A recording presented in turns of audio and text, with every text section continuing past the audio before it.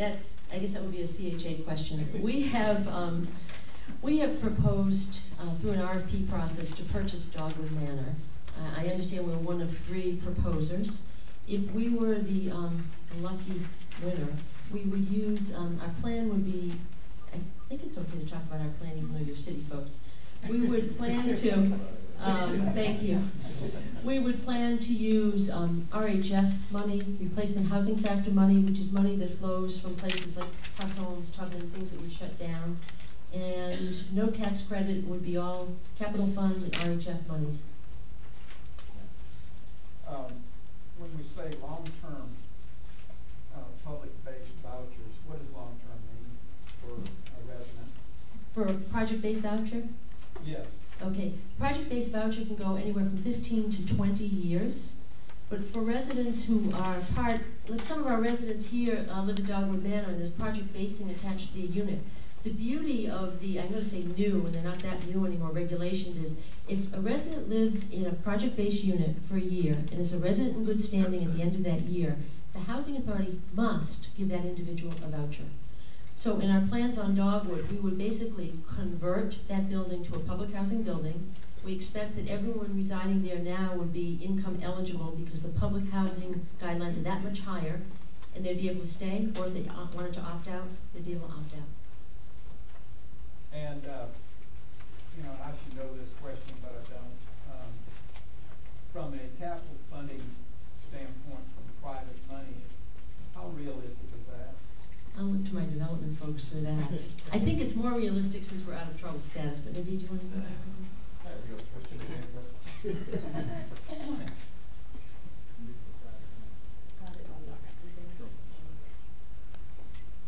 What the bank gave us, one the part of this rental assistance demonstration program, basically the HUD will be able to get the vouchers. The vouchers you take to the bank and say, I have a concrete flow of income coming at the rate of the vouchers what we get. And therefore, Mr. Bank will be guaranteed that we will make the payments, or we are able to make the payments, and that is how we will be able to then get X million dollars of loans from the bank. Is it realistic? It is very realistic for smaller sites where we have the project base, and we have many communities and many projects which are functioning on the project-based voucher basis. And, you know, one of the other things we didn't mention is that, like, what we've got up at Fairmont and the grant that we got, and some grants come available, and whenever they do, we make ourselves available to that. Yes, sir. Commissioner Sattler's talking about a $3.8 million grant that we received. It was a competitive grant under the American Reinvestment and Recovery Act. I don't see any more grants like that coming to us, but we always stand poised to apply for them. And that's why when we do our annual plan every year, we kind of put bookmarks in for every site that needs work, so that if money, a bundle of money were made available to us, we could try and go after it.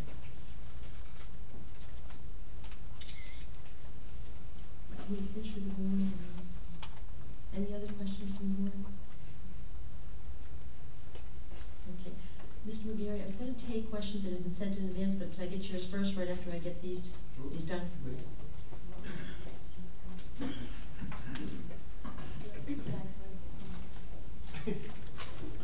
Thank you to all of you who sent questions in advance. I have forwarded them to Ms. Naughton and Ms. Franklin, and so we're talking about the bottom possibility, which is an exciting one.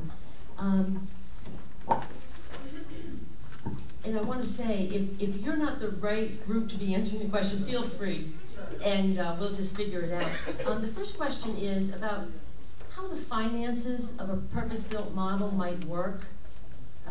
There are probably no set rules, but would you be able to talk through a pro forma on a project-based, a purpose-built project in a community like Chattanooga? Good afternoon, everybody. Good afternoon. Thank you for having us here today. The first question was about what do the finances look like in a purpose-built community? And the easiest way to think about it is to think about the buckets or the pillars that make up a purpose-built community's initiative. One bucket is housing. So to understand what the financing would be around housing, you would take a look at what your housing need is in a particular community, and then do an analysis about all the different resources that are available to support that housing. And then you come up with a conclusion about whether that's financially viable. Then you take a look at the education needs and look at, okay, cradle through college, what are our needs, what are our resources, and you come up with a conclusion and you see if there's a gap that's left that would need to be filled by philanthropy. Same thing on community wellness. You take a look at what your needs and what your assets are. Every place is different, and that's why I hesitate to put up a slide that would show a project in New Orleans or a project in Atlanta or a project in Indianapolis, because it wouldn't necessarily be relevant here. It's important to do the individual analysis based on all the resources that are available here in Chattanooga and identify what gaps are out there and make a determination of whether those gaps can be filled with philanthropy or with other private capital or another stream of income. But it's important to know that on the front end. We've been working with folks to develop kind of a template to be used to do that analysis so it can be crystal clear. We're not ready to roll that out yet, but we should be within the next month or so. We'd be happy to share that with you when it's ready.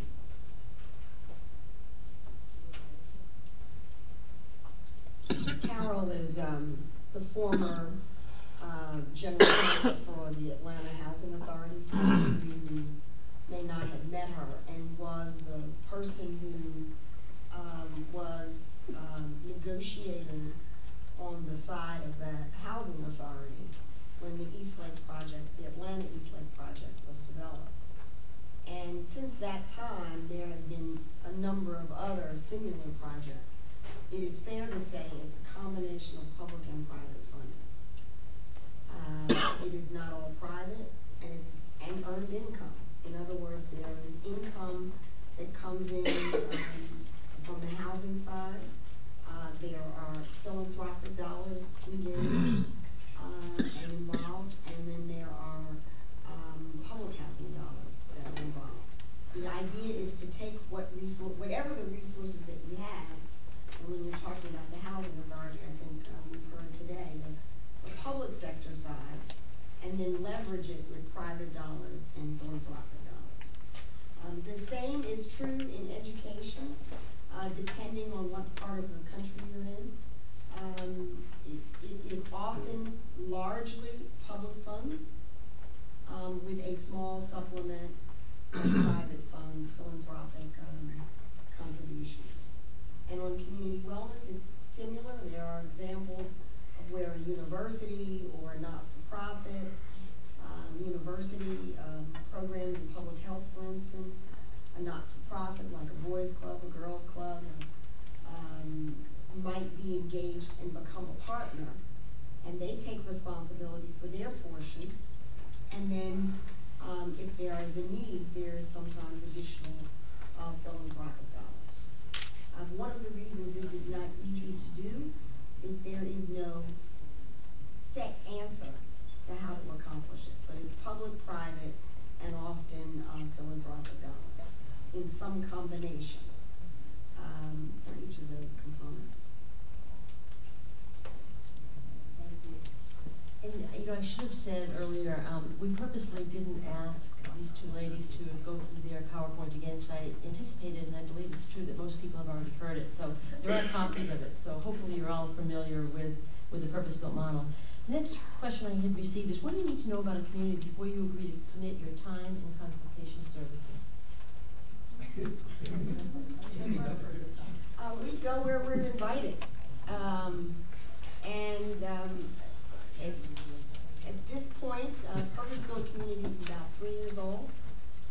And there are some communities that Carol has been engaged in over the last 5 or 6 years with people who came to Atlanta and heard about what had happened in Eastlake.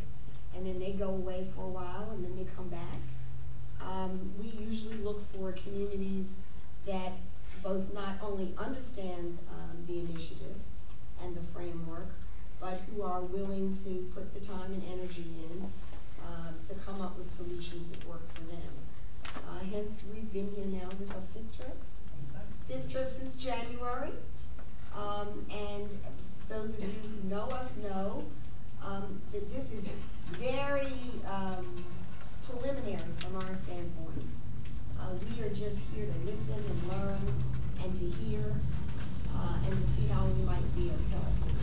So ultimately, after a whole series of things happen, on the local community side, we would begin a formal relationship through some memorandum or agreement on how we would proceed. But that can take months, it can also take years.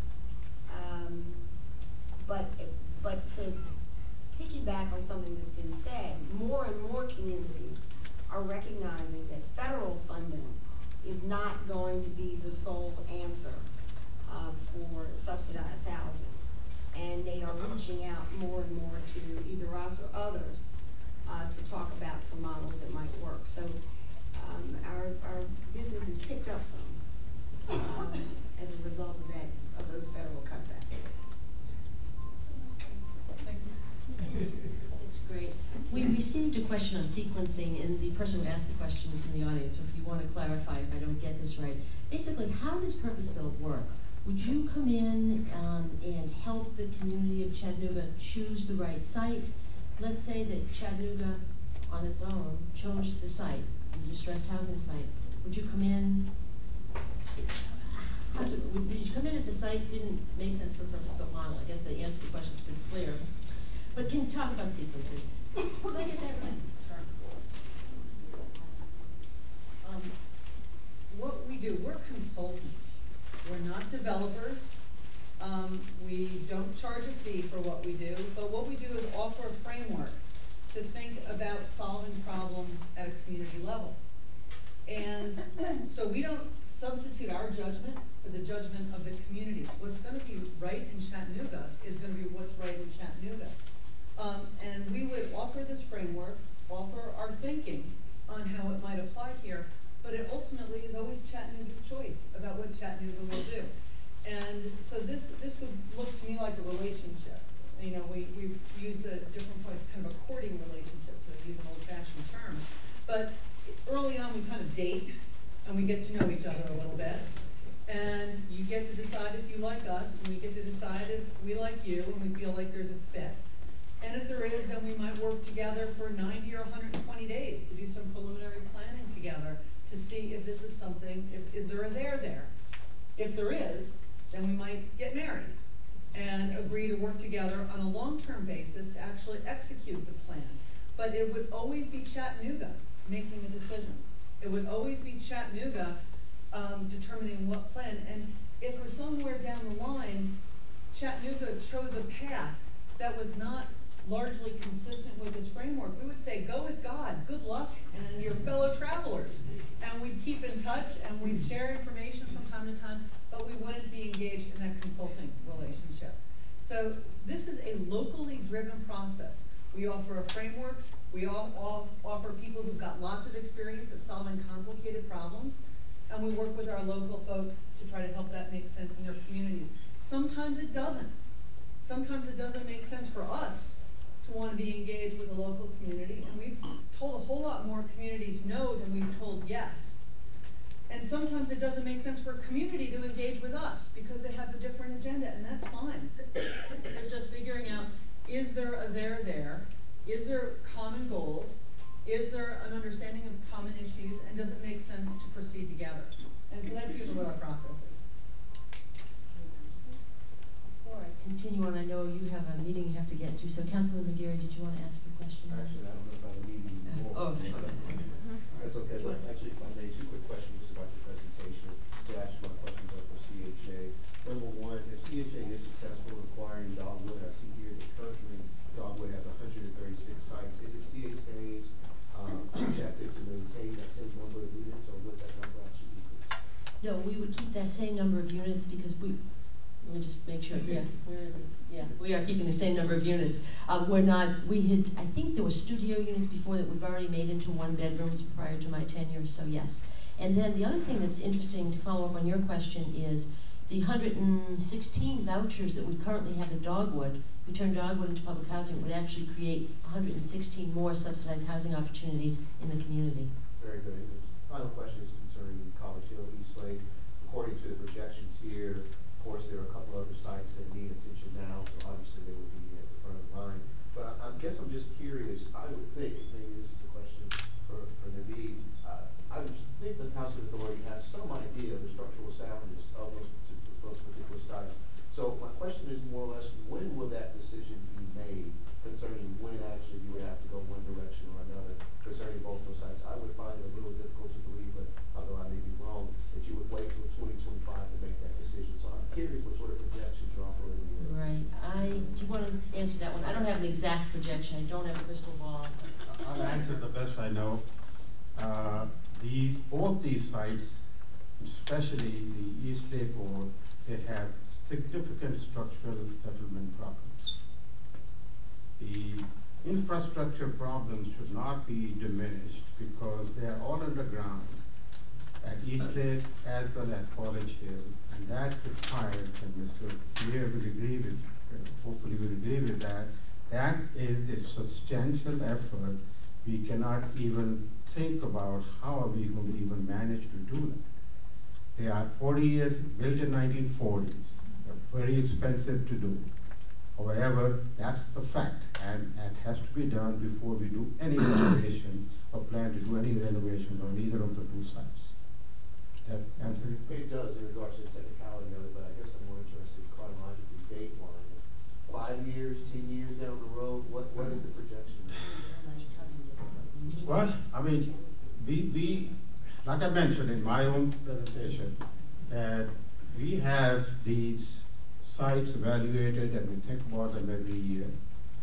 For the last 5 years at least, it's on our list in the planning tool we submit to HUD that these sites are slated for either demolition or disposition. However, we have to look at the social factors. We have to look at other aspects of our residents' situation, and we will prolong the life of these sites as long as we can. Ultimately, they will be, if there are no dollars going in to improve the structural and or other infrastructure, it will just fall by its own way, similar to Dublin. This may be a more question for Mr. Holmes to ask. Again, on that particular question, every year we look at all of our property.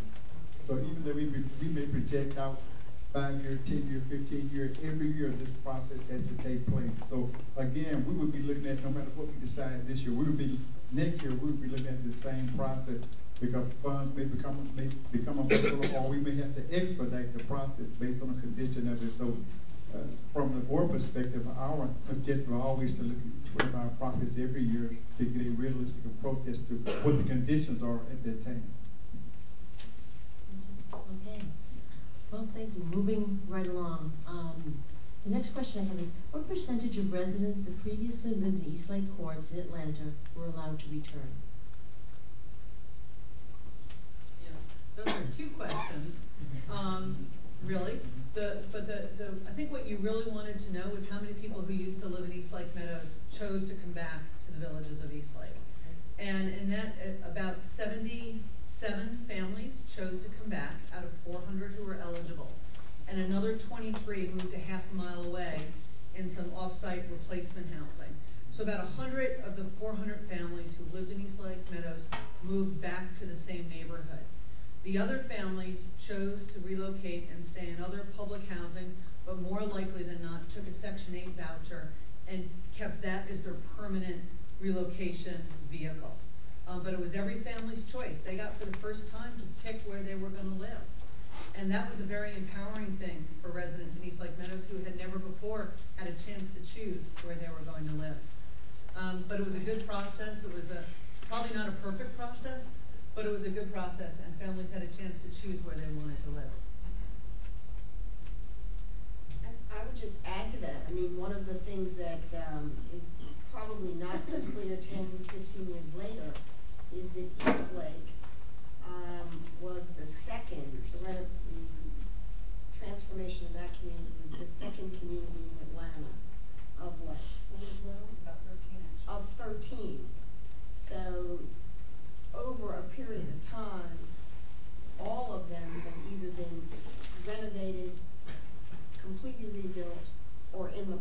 in the process, so that there was an opportunity for people to move into other existing housing or replacement housing that was made available.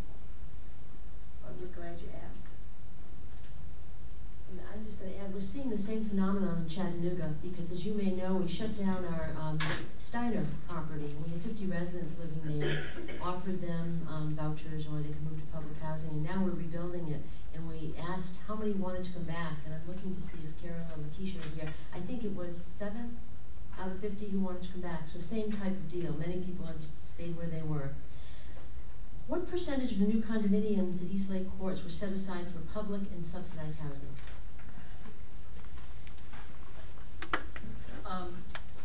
First, there are no condominiums in the villages of Eastlake. It's all rental. So the 542 units that are there are all rental housing.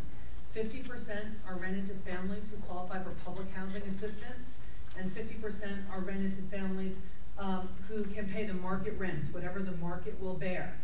And it's our goal, frankly, to have the property operated at the very highest standards and earn some income from those 50% of the units that are rented at market rates, to satisfy the debt on the property and to be able to generate a little bit of income to spend on programming in the neighborhood. But in our case, it's a 50-50 mix of public housing assisted and market rate.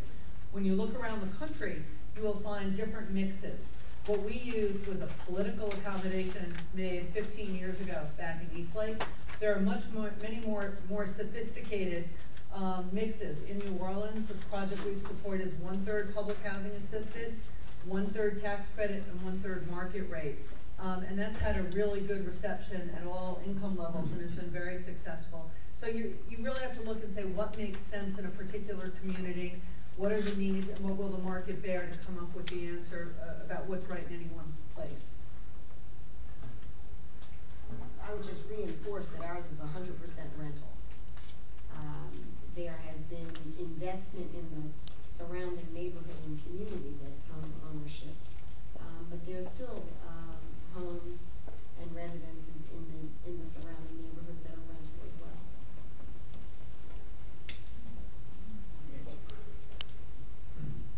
Let's see, I'm not sure, I'll ask it. According to recent 990 filings for the Eastlake community, the mixed-use facility managed and operated by Purpose Built reveal a $3 million operating deficit. How can we trust your mom? I guess the first question is, Purpose Built doesn't operate anything in Eastlake, number one. And number two is, I don't know what that 990 says, I've never seen it, so I really can't address it. I think the best evidence is that we're here. Eastlake is here 15 years later, and there's still 542 people living in it, and 50% of them are subsidized by the Atlanta Housing Authority. So I think that's the easy answer. Again, I would say the market, the private market and the public market has changed over the last 15 years. There are many better ways to finance a project than the way we did it back in 1995, 96, 97. And we think that you would do a much better job because the market is more sophisticated. There are more people who want to invest in these kinds of projects, that you would have a better financial model than we do.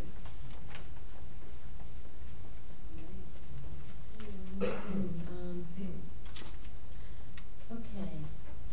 At a meeting in the West Side, representatives from Purpose Built Community said they were interested in the West Side and not Harriet Tubman, where large numbers of folks are already being displaced because the West Side was, it's quotes, prime real estate, end quote, while Harriet Tubman was just real estate.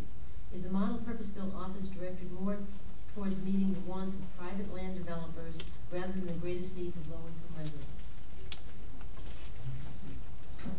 I don't remember that comment, but let's just set aside whether it was said that way or not, because that really isn't the point. The purpose-built model is built on working with communities in what they determine are their most troubled areas,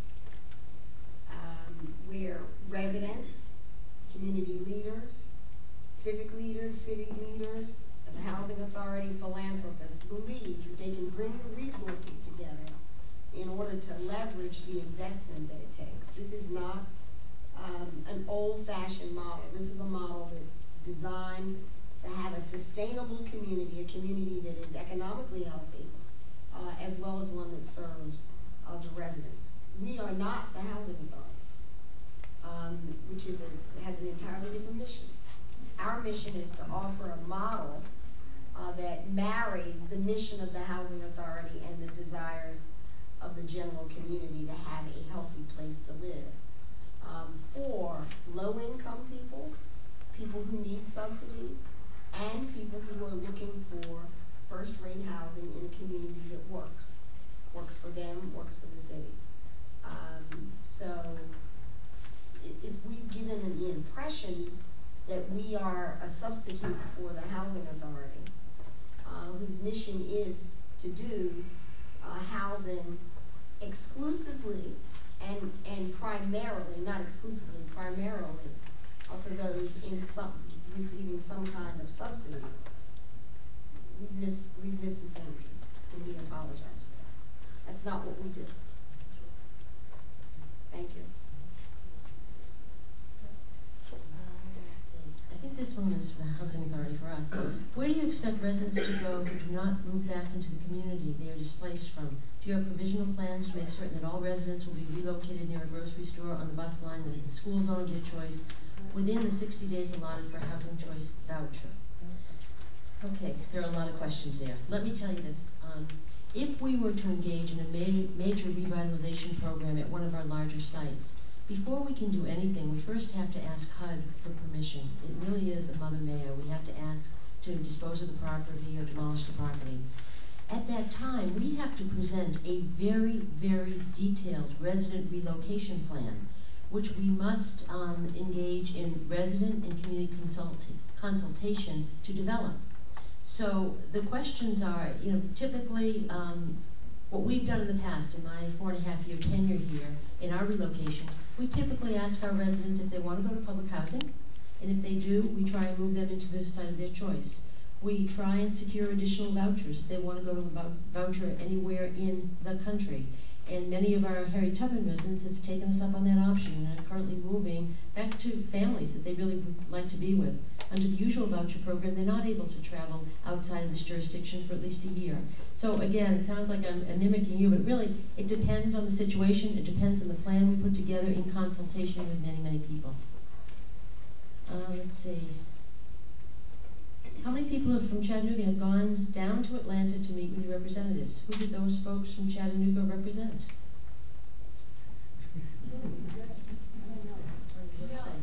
We haven't had any visitors recently. I mean, the mayor came in 2007 when we hosted a mayor's conference for mayors from all over the country. But, and I think, Sarah has been there, but again, probably 5-6 years ago. And were you down in Atlanta recently, ma'am? Yes, ma'am. Yeah, but you didn't meet with Purpose Built, did you? No, I met with Columbia Residential. Oh, yeah, yeah. And I went to go see the East Lake project. Oh, good. Oh, good. Well, I'm glad you had a chance to see it. Yes. But we have not had a group, a delegation come down in a long time. We'd be delighted for you all to come. We have, we host people all the time, and in fact, I mean, almost every day of the week, we've got different visitors in from all over the country, so we'd certainly be delighted to host a group from Chattanooga. Especially if you come, we'd love to host you just to go to East Lake, the villages, but we'd also be happy to host you to go to the Charles Street Charter School, so that you could see the interrelationship between the school, the after-school program, the summer programs, and the housing. Because that's kind of primary for us, that there be this close relationship between the institutions and organizations that are located in the villages. Let me ask you a question. All right.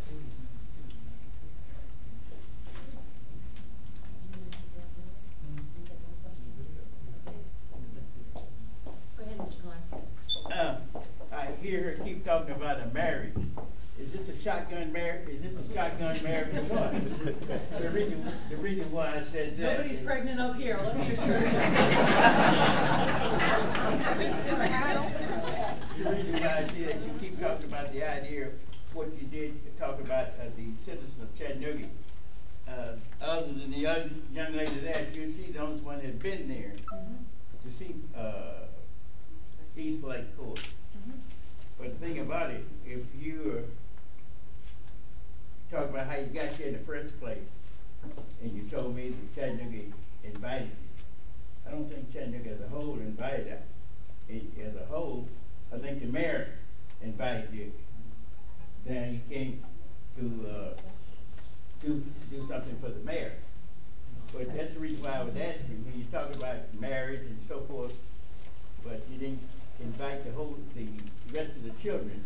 That's the reason why this is shotgun marriage was, between Perfectville and Sir, in order for you know, we fought a long time about whether we come this time. Let me just put that on the table. Because we think there has to be a lot of conversation locally about what you want to do, where you want to go, what sorts of things are your aspirations in this community. you said. Wait, let me finish, okay? I said we fought a long time and we decided to come back, because frankly, we see the same writing on the wall that we saw in the presentation by the Housing Authority, which is that over time, if something different is not done to invest both public and private dollars into the public housing projects that you already have, the community is going to be even more disenchanted. You can't find $100 million easily. Nobody can today. And so one of the reasons we decided to come back is because we want you to know that if you are interested, as a community, broader community, in having our input to how you could take a little bit of the funding that you have, the aspirations that you have, the things you want to happen in Chattanooga, and use our experience to help you get there faster, instead of waiting a longer period of time, instead of making the mistakes we made when we make mistakes, we would be happy to be a part of that discussion.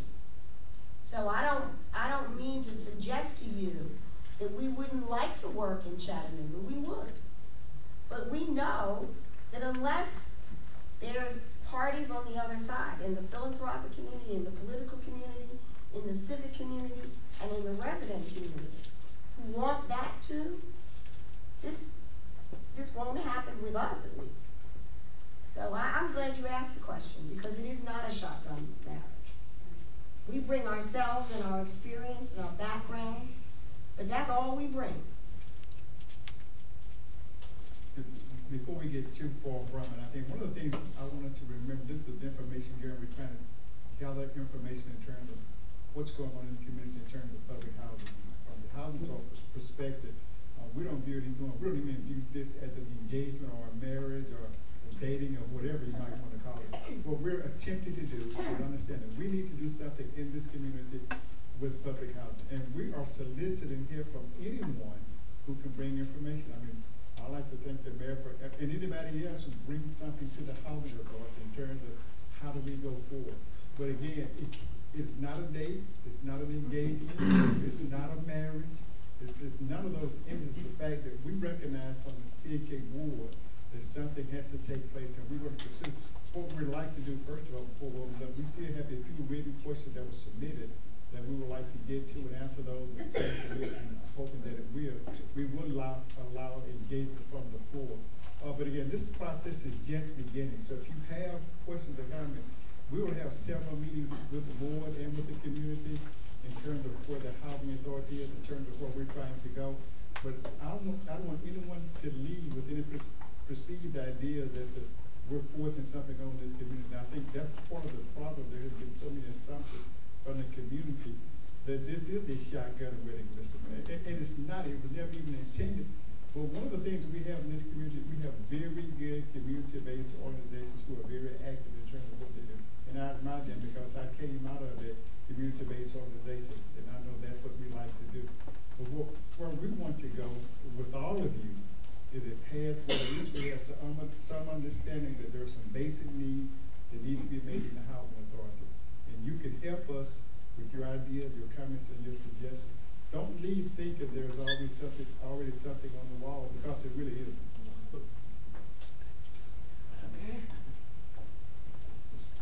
I think we're moving on to the questions that we fielded today when we walked in. Thank you for them. And let's see. What is too close? I think, what is too close in terms of living together? If you say, what you say is too close to live, then what? I think the question is, what kind of density are you looking at? And I don't know who asked the question, but hopefully that's a correct translation. In your model. Yeah. Well, it just depends. You know, it depends on the community. It depends on the values that people want to live with.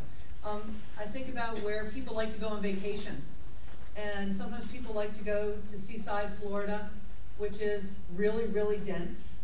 And then sometimes they like to go up to the mountains, where it's all, you know, where you've got acres and acres and acres to yourself. So I think that discussion on density is a local decision to be made about what makes sense in a community. So we couldn't possibly answer that. Okay, if the solution is to infuse concentrated areas of poverty with mixed income development, what's the plan to integrate low-income housing units to market rate housing development? Is that there is no plan, so that's okay. How can you guarantee that public housing residents will be relocated to areas on the bus line near a grocery store? I guess that's ours, and I can guarantee nothing in this world, I'll tell you that. Basically, in our relocation efforts, we try to offer choice by describing exactly what is present in either our public housing developments or in Hamilton County. Every year we come up with a map and we advise our voucher holders where schools are, bus lines are, jobs are, medical facilities are. So we do the best to educate, but guarantee, no. The Housing Choice Voucher Program, the big word is choice. So some people don't want to be on a bus line, they want to live maybe in the mountains or out in the woods, and certainly that's their choice to do that. Okay, next. In fact, it breaks the law. Yes, thank you, fair housing. Yeah. Fair housing month. Will purpose-built communities use the Choice Neighborhood Implementation Grant as part of its funding package, supposing the organization did decide to come to Chattanooga? And what are the names? This is separate questions. Let's start with, have you used purpose-built, or would you consider using choice in a model? We are working in one community, two communities that are in the planning stages with Choice. And we were invited to come in and same sort of thing, present the framework that we're using in some of the cities. But to date, that has not reached the point of the implementation. And we are not the developer, so and we don't operate the school, we don't operate the programs. We help to bring partners together who can do that. Or to assist you if you were to need that. So we are not involved. I'm pretty sure that's true. Yeah, let me just be really, really, really, really, really clear. Purpose-built communities would never be a grantee under the Choice Neighborhoods program. If Chattanooga decided to apply for a Choice Neighborhood grant, either the Chattanooga Housing Authority or some other eligible Chattanooga-based organization would be the grantee. Our role would be that of advisors. We would not be the grantee. We would not develop it. And right now, we're working now with 6 cities that have either Choice Neighborhood Planning grants and are in the planning phase or going in for an implementation grant going forward. And we offer to each of them this framework and this set of solutions. We know that HUD likes this framework very much and has responded very favorably to it. And so, in fact, HUD asked us a while ago if we would work with every single Choice Neighborhood grantee, and we said no, because number one, we don't want to be HUD consultants. We want to work with the local folks who get the grants and help them figure out what makes sense in their community rather than be pushed down on somebody from Washington. Mayor Franklin may have just answered this one. What are the names of local developers you're working with? Sounds like you're not working with any local developers, but the local communities select the developers, the housing authority or the organization that's formed. So we don't have a direct relationship with the developer. Yeah, that being said, we know who some really good ones are, and if you asked who we were, we'd introduce you to them. But we don't select, we don't weigh, it's your decision about who those developers ultimately are.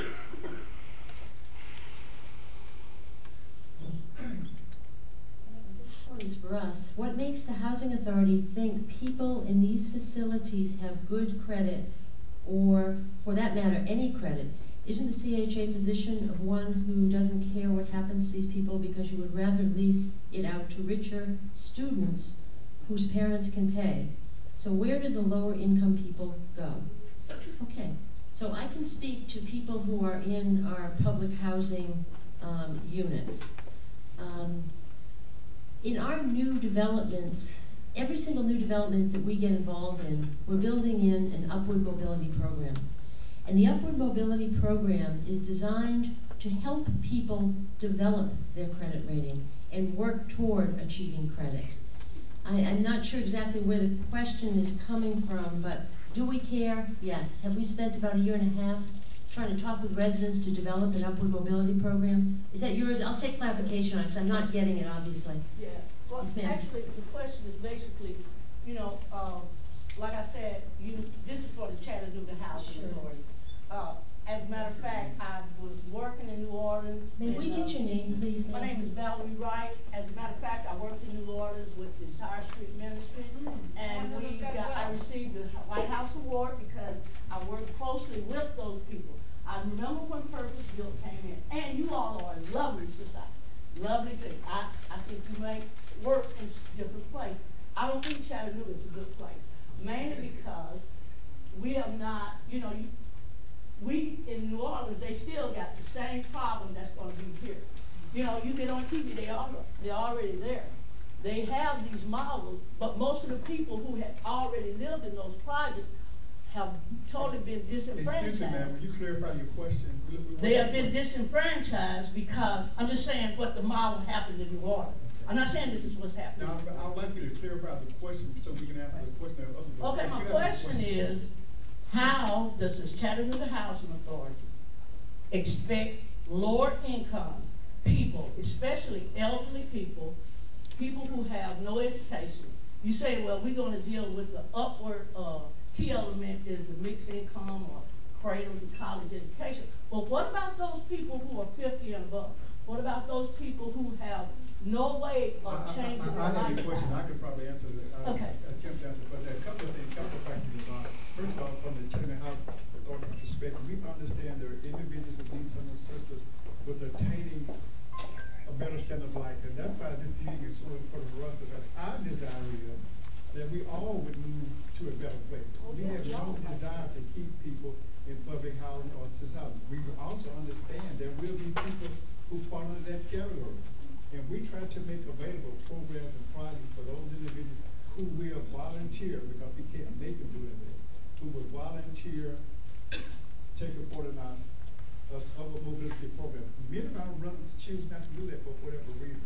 But we attempt to offer those services to those individuals. So there are no guarantees, because the federal government won't allow us to say, okay, you have to obtain good credit. But what they will say, you have to pay your meal. And so we try to implement the project that way. So what we're looking for, I'm a product of public housing, you know, and a lot of us are product of public. In fact, I predate public housing. In fact, my folks couldn't get in that situation. And so I'm very sensitive to the needs of our seniors, our folks who don't make it for whatever reason. One of the things that's good about this program, that whatever we look at, there is a key education component piece to that we don't talk about them with it. I believe that the more you educate young people and adults, the better they will become. I would like to educate people to the point where we no longer need, the type of assistance, although I know we will have to assist people, but people say the housing authority don't care, but we do care. And so what we're attempting to do, we created this year a department specifically designed to work with people. And well, that's the best we can do on your question. We'll meet with you after on your question, but we will meet with anyone who needs some help in terms of upward mobility.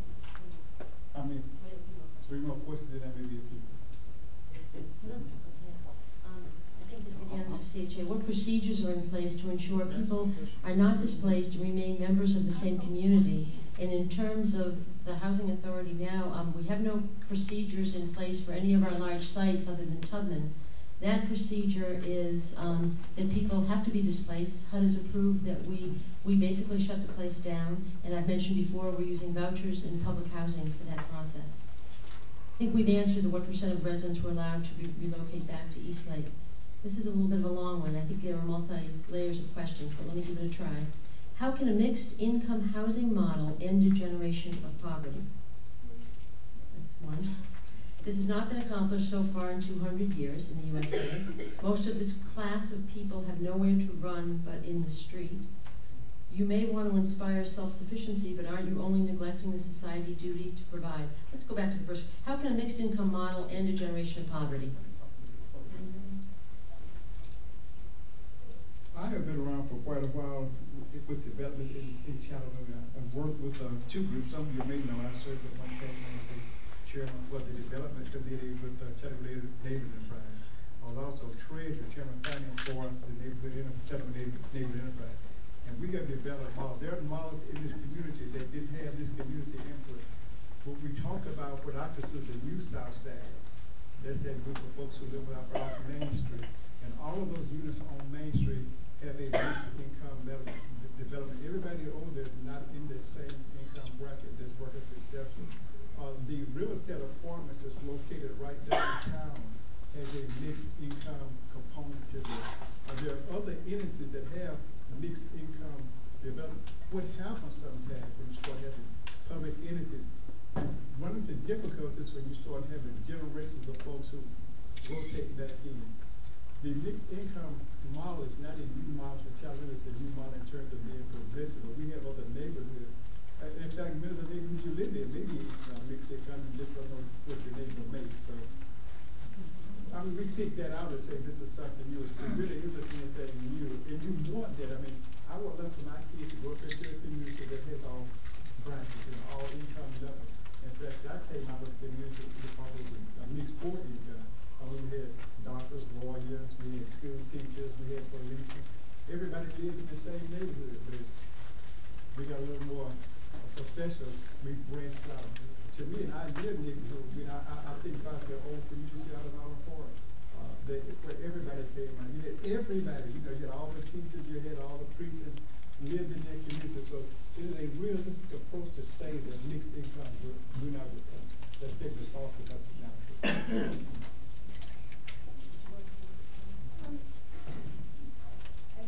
This is a model for, and we've spent, and as we'd expect to here at the Chattanooga Housing Authority, talking a lot about the housing component, and that's what we expect to do here. But we think it's very important from the purpose-built standpoint to have an equally robust conversation about education. And we say cradle to college. We certainly also have adult opportunities, educational opportunities as well, built into the model, using the relationships that a local community has with not-for-profits, whether it's, in our case, it might be a Y, it might be a community center, it might be a university. And I agree with the chairman that the investment in education is one of the most important and critical things that we can do in any city, whether this model or another. And then the third component for us is what we call community wellness, which could in fact be the after school programs. It could also be the adult education programs. It could be the medical programs, and a wide array of other programs that partners are interested to come in and to assist. Every community that I've ever visited in the United States has people already working with it. Has people who are working in a positive way for the improvement of their community. We think that this framework, purpose-built, gives an opportunity to focus a lot of that energy in a very, very specific way. And it doesn't diminish from other things that are taking place across the city. but brings a heightened focus. So for instance, in Eastlake, or the YMCA that came into that community was likely not to come had there not been a comprehensive plan. That's not to say the Y is bad. They were doing great work in other parts of the city. But this was a community that didn't have a good recreational program, either for adults or for children. So tying the Y to the school, to the villages, all seems to have helped to people improve their lives a lot faster, a lot more predictably, and a lot more efficiently. So the question is, will it work? We think it will. We think it will because we see evidence of that. And our goal is that it would be working in 20 to 30 years from now, not just for a short period of time. A sustained effort. Thank you. I wanted to ask you a question about your New Orleans project. When you with your purpose-built communities, what community in New Orleans do you all point to and say, hey, that's ours, that's what we made this? It's Columbia Park in the Bayou District, which is the same. But what happened to the 9th Ward? What happened to the 8th Ward? We have not been involved in the 9th or the 8th. We haven't done. Exactly, well, see, that's what this is. Well, Like because that's a perfect example, though. Exactly. There were multiple communities. Exactly. And the local community chose different approaches in each community. The community that we were invited to participate with was the Bayou District. And that is the one that if you were to go on our website, that would be the one that would describe the purpose-built model.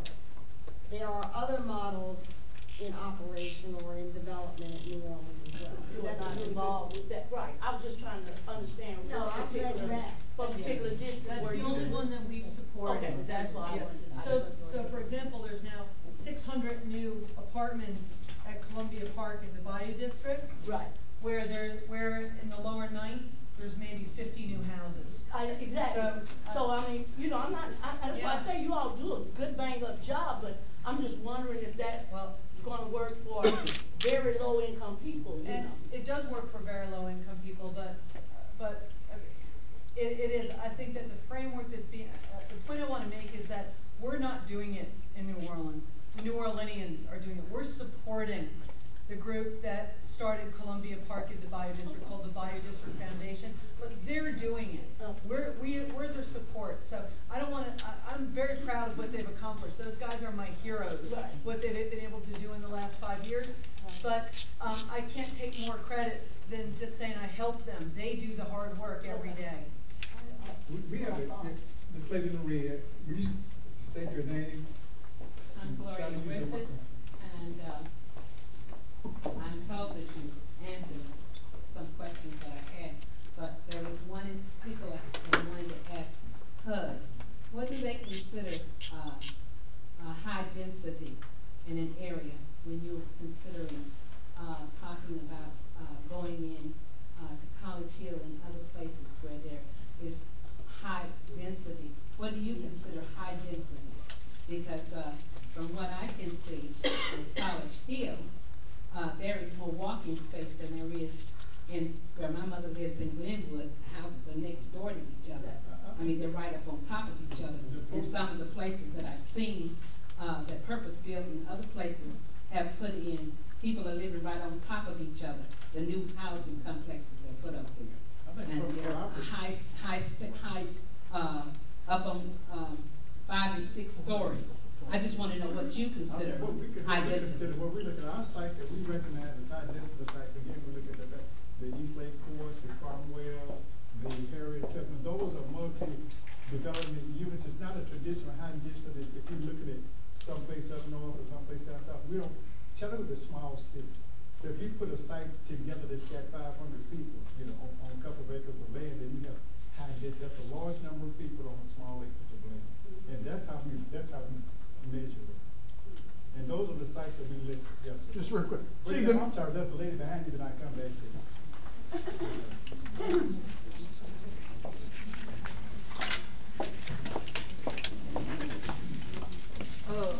I just wanna say that when y'all talk about low, I live in College Hill now. I live in College Hill now.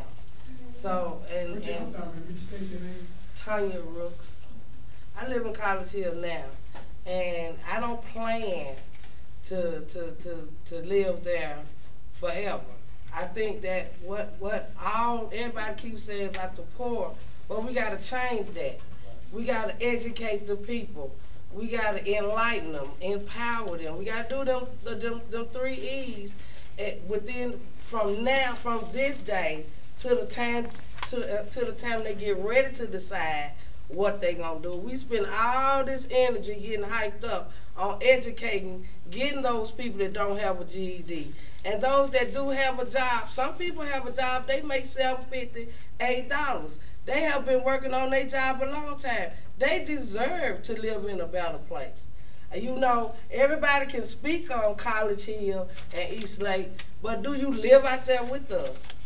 Within them walls? Yeah, if they come in, like they said, 1940, that's a long time. Not like it's on, the registry. But it's time for a change.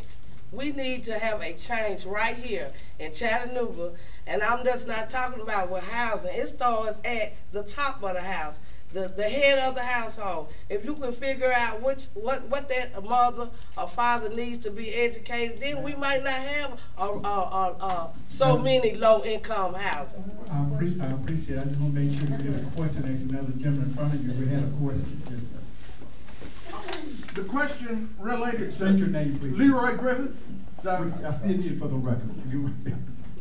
The question related to housing is, we keep reading in the newspaper and we see up on the thing that HUD has said they do not want to put any more money into high density housing.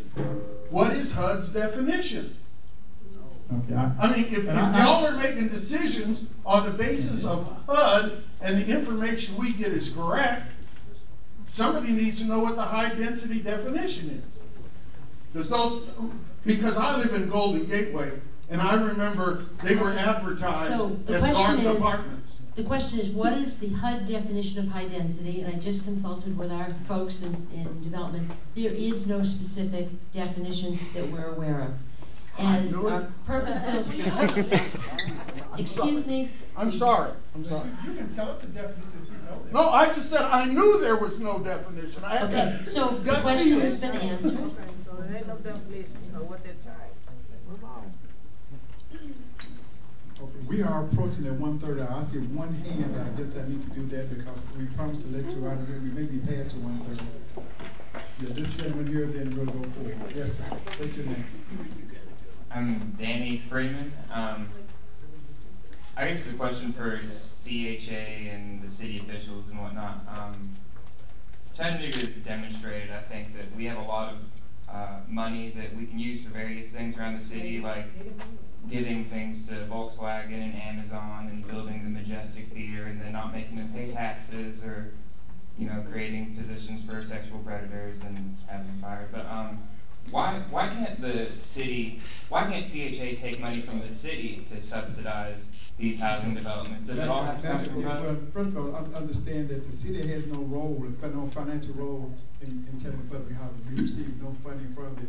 The second initiative, and I think it's the bottom line to the portion that you all are alluding to, is whether or not the city would have a legislative priority. That's something that has to be done by ordinance or some other mechanism. It's beyond, like for an example, if the city decides they want to do something ordinance-wise on housing, then that's an ordinance issue. It's not one that they can say, okay, because the community decided we need to put money in public housing. The community can decide through an ordinance. But I want to take one question from a gentleman's hand, been there quite a while. But again, a legislative initiative has to come from the community. It's but not can CHA take money from... CHA cannot take money.